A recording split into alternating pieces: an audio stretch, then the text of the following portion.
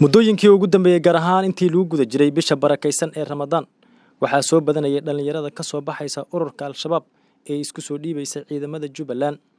maalin uu ka hor ciidamada xoogga dalka qaybta 43aad waxa isku soo dhiibay Siidow Cabdi Geedi oo muddo 10 sano u dagaalamayay kooxda shalay oo axad ahayd ciidamada Jubbaland waxa isku soo dhiibay Sharmaake Cabdinaasir Axmed oo Al-Shabaab dhexdeeda looga yaqaan xareed Sharmaake wuxuu sheegay in muddo 10 sano uu kamid ahaa ururka Al-Shabaab wuxuuna kamid ahaa kooxda loo yaqaan Jugta Culus ee fulisa weerarada khatarta ah shabaab waxay u kalifaan ka soo taganay dhibaatadooda iyo rafaadka intaas sano dadku hayeen iyo ani intaan ku soo jiray ay ugu kaliftay inaan ka soo tagay iyo marxalad adag aan soo arkay oo ilaaha booneen ani inaan ku sii jiro meeshaas waxay u soo qasbartay hore qof walba mar qoran tahay hore wax walba inuu soo dhameeyo ma fahmin marka aan mar hore iga gooneed laakiin hadda waxa waay ilaahay ii soo fududeeyay inaan soo baxo maanta oo jidkeyga dadkeyga aan ka mid noqdo wallahi waxa ibedelay aniga horta hore markaan galay nin yar ah ma fahanti inkastoo aan ku qanacsaneyn wax walba ay suubinayaan laakiin ani shakhsi ahaanteeda hadda waxa iga soo kaxaysay inaan danteeda iyo dadkeyga aan ka mid noqdo dadka awal hore waa ka faquuqnaa ma fahanti marka danteeda inaan qabsado dadkeyga ka mid noqdo qof bartilmaameed aanan noqonin oo in dadkiisana la joogo oo nabad iyo nolol dadka kula noolaa ma bisha Ramadaan waxa ka codsanaya dadka qofkii oo aniga dhibaato mise u geystay mise wax dhibaato aniga gacan ku lahaa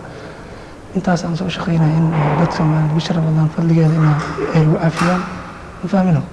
anigana ilaahayna oo si uu igu soo waxay ilaahay ku mahadsan ma fahmino annaga waxa dambe inuu ilaahay igu celin ma fahanti ilaahay waxa ku mahadsan hadda soo garisay inaan ka soo tago afayeenka wasaaradda amniga ee dowlad goboleedka Jubbaland Cabdinuur Ibraahim Xuseen ayaa sheegay in dhalinyaro badan oo go'aan ku gaaray inay ka soo baxsadaan ururka Al-Shabaab ay jiraan kuwaas oo meel ay soo maraan la wuxuuna ku celiyay in cafis loo fidinayo dhalinyarada ka soo baxaysa ururka Al-Shabaab Sharmaake wuxuu noo sheegay in shacabka Soomaaliyeed dhibaatayntiisa iyo dhibka ay ku hayaan nimankan iyo xasuuq ay ku hayaan markuu in badan soo eegtay alxamdulillah maanta in uu fahmay in ay shacabka dhibaataynayaan maadaama shacabka ay dhibaataynayaan marka asagana uu ka toobad keeno saad arkaysan wuxuu Ilaahay subhanahu wa ta'ala cafis weydiistay ummadda Soomaaliyeed macquul ay tahay wax badan oo say qayb u ka ahaa in lagu dhibaatayna uu cafis weydiistay Sharmaake marka waan soo dhaweynay waxaan ku soo dhaweynay gacmo furan dowlad goboleedka Jubbaland ayuu isu soo dhibay ciidamada aagaga hore ee furinta joogo waxaan rajaynaynaa mid kasta oo ayaga kamid ah oo ka soo hanuuno dhibaatada iyo dhagarta shacabka loo maleegayo sida Sharmaake loo soo dhaweeyay si ka wanaagsan loo soo dhaweyn doono haduu Ilaahay idmo dibna uu la midoobi doono noloshii caadiga ah ee bulshada Soomaaliyeed ay ku nooleed familkiisa iyo dhamaan ehelkiisa iyo saaxiibadii uu dib u la midoobi doono waxaan leeyahay intay goor tahay Ilaahay subhanahu wa ta'ala u toobad keena shacabkana cafis weydiista ku soo laabta dadkeena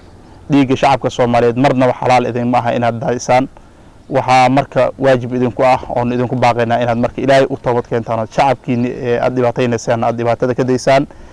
hadaad u toobad keenaydo Alle subhanahu wa ta'ala shacabkina aad cafis weydiisan weydaan waxaad ogaanaysaan wiilal gacan fudud